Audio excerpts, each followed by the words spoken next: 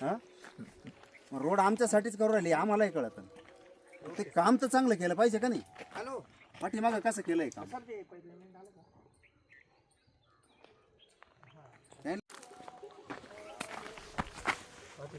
बरं पाठवतो.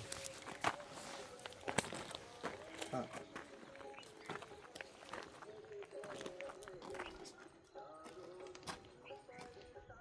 बघ, हा रस्ता कसा आहे, इथे खाली उकरलेलं नाही, काही नाही काही नाही.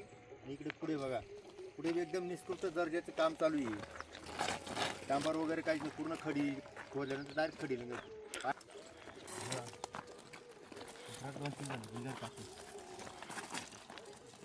काय सांगाल तुम्ही ह्या रस्त्याचं कामकाज जे चालू होतं ते बंद केलं, काय सांगाल? बंद करण्याचं कारण फक्त काम चांगलं नाही, एकदम खराब काम करू राहिले. हे खाली कोरलं नाही, एकच एकदम कमी खडी टाकून आणि एकदम कच्चा माल आहे, हाताने कोरलं तरी मोकळा होऊन गेला रस्ता.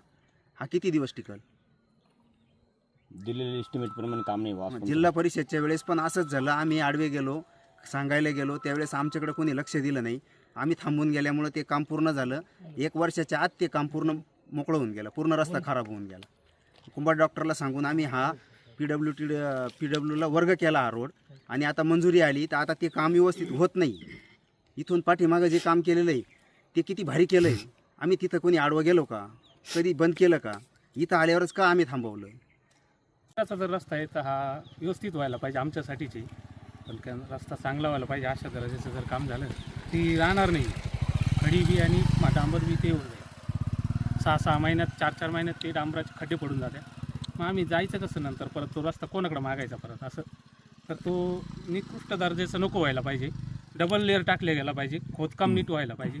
हा एक सिंगल लेअर टाकून रस्ता चालू आहे. म्हणून हे आता इथं रस्त्याचं काम चालू आहे. खडीचं लेअर बी खूप कमी आहे. खडीचं लेअर कमी असून त्याच्यावरती डांबर एकदम पातळ पद्धतीने टाकून असं खडी उकरणं तर हाताने येते. त्याच्यामुळे आम्ही शासनाला किंवा जे आपले पदाधिकारी त्यांना विनंती करतो की त्यांनी या रस्त्याकडे एकदम व्यवस्थित लक्ष देऊन काळजीपूर्वक ध्यान द्यावं. बस. आज रस्त्याचं काम चालू होतं का? हो, आज रस्त्याचं काम चालू मग होतं. ते रस्त्याचं काम बंद केलं? हो, बंद केलंय ते काम. काय कारण? हे काम पटलं नाही, त्याच्यामुळे बंद करून टाकलंय.